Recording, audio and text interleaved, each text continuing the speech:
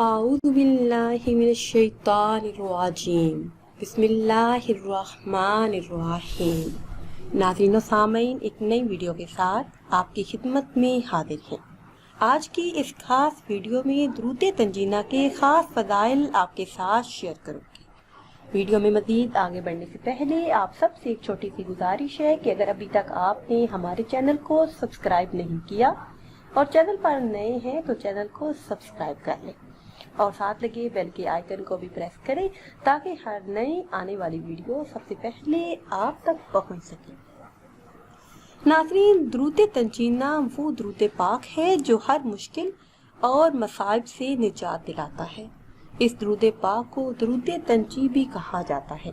اس کے فضائل اور برکات بے حساب ہیں۔ بزرگان دین کا بہت ہی آزمایا ہوا اور خاص عمل ہے۔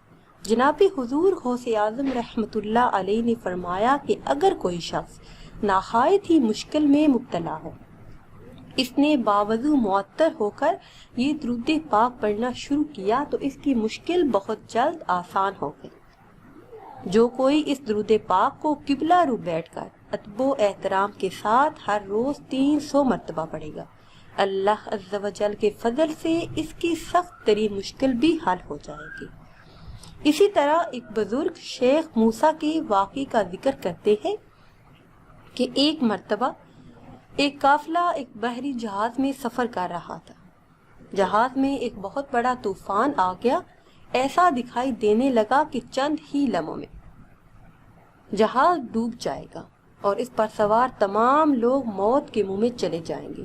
شیخ موسیٰ فرماتے ہیں کہ افراتفری کے اس عالم میں مجھ پر نیند نے غلبہ کیا اور مجھ پر نیند طاری ہو گئی۔ اسی حالت میں میں نے دیکھا کہ سرکار دو عالم حضور صلی اللہ علیہ وسلم تشریف لائے اور حکم دیا، تم اور تمہارے ساتھی یہ درود پاک 1000 مرتبہ پڑھو۔